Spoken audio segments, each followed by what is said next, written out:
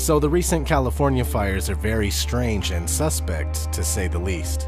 We have specific areas being burned, like energy was being directed at certain things. In drone footage of the aftermath, we see houses completely obliterated and turned to ash while the surrounding landscapes and trees are totally fine. Here is a clip courtesy of Serbian Conspiracy. I'll put a link in the description. You'll notice here that stores and restaurants are wiped out while other things are still in perfect shape. Other buildings are fine, trees are untouched, but specific structures are just devastated. You gotta ask yourself, what's up with that? How did the fires get to these certain buildings but the surrounding areas, including the parking lot, look normal? Is this the result of direct energy weapons? Ranged weapons that inflict damage on a target by emitting highly focused energy? The answer is most likely yes. But most people believe that these kind of weapons are just science fiction, due to movies like Austin Powers, for instance. Ladies and gentlemen, we're about to begin phase 2 of our evil project. Or is it phase 3? I don't know phases.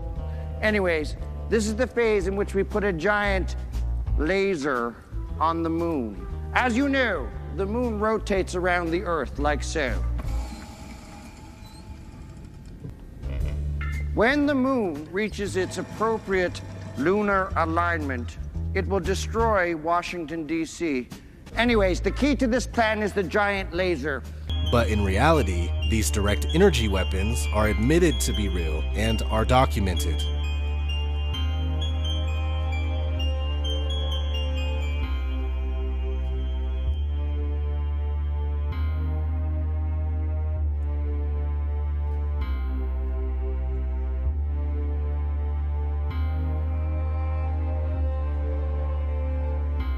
Scientists have been working on this top-secret project since 1974.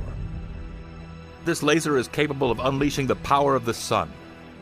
Enough energy to light up every home in the U.S. or wipe out mankind. What we can do is focus this very high energy into a very small spot for a very short time. And when that happens, we get the conditions that are very much like inside our sun. So you hear that? Now let's watch a clip from YouTube channel In Truth by Grace. Link will be in the description, of course. This is not a carbon fire. This is the only fire in the whole wide world that's considered a forest fire where the forest did not burn. The forest didn't burn here. All the glass melted. All the structural materials that used to be a house have disappeared. They have disappeared. You have a couple of bent poles here, a couple of poles that are bent, but you have absolutely no materials. The houses have not fallen. The houses have disappeared. The materials of these contents of these houses are gone. Let's listen to what they have to say here. She's going to talk a little bit about it. Well, first, let's go here. I want to show you where these fires are, because if you're like me, you didn't know that there were 14 separate fires. How did 14 separate fires start over such a wide area? You guys, this isn't normal. This is not how it works. These homes didn't fall. These homes didn't burn. These homes disappeared. There's nothing left. There's not even a toilet bowl or a bathtub. This is one of the cars or trucks or something that was in this fire, and you'll notice that the glass here, which has a melting point of between 2,600 and 3,000 degrees Fahrenheit, okay? We're talking forge, foundry, furnace temperatures to melt this glass. Glass does not melt on its own, guys. Open air fires do not create this kind of complete combustion of the materials, all right? How did they create a laser with such devastating force? By assembling an array of 192 lasers and aiming them at a single hydrogen pellet the size of a BB. These 192 lasers are linked together by a twisting jungle of tubes that snake through this mammoth 10-story structure, which is the length of 3 football fields. The plan is to fire all 192 laser beams at once. Each beam starts out low-powered, about the size of what's inside your DVD player.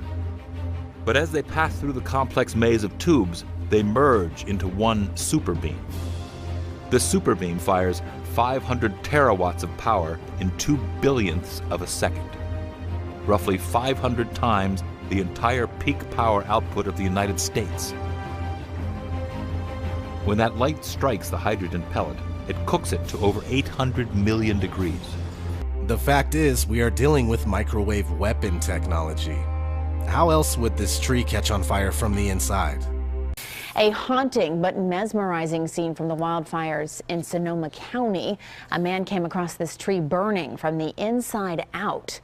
Matthew McDermott was driving around looking for escape routes as multiple fires closed in on the area he was in. The tree appears to be hollowed out by embers and flames. Right? You could look this up. This is all over the news. Tree on fire from the inside. The only time that happens is when trees are struck by lightning, which in itself is a direct energy, right? This whole thing is all messed up. Hurricane after hurricane, which are also able to be created and controlled by man. And now this?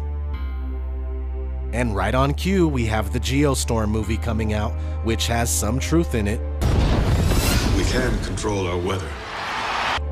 But it's mostly outer space reinforcement propaganda. The Senate committee will now hear from Jacob Lawson, Climate ISS Chief Coordinator. May the record reflect that he was nearly 1 hour late. Yeah, sorry about that. I literally had to fly in from outer space.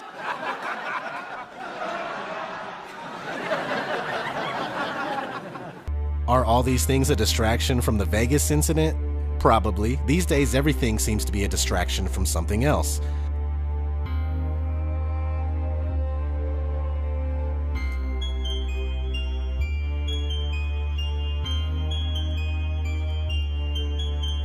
Anyway, I'll put some links for other channels that do a great job at covering these things. Check out In Truth by Grace, aplaintruth.info, my man Richie from Boston, of course, Leak Project, and yeah, there are many others. Salute to all the truth seekers, despite some of our differences. Stay vigilant and keep at it. Much love from ODD TV. I'm gone.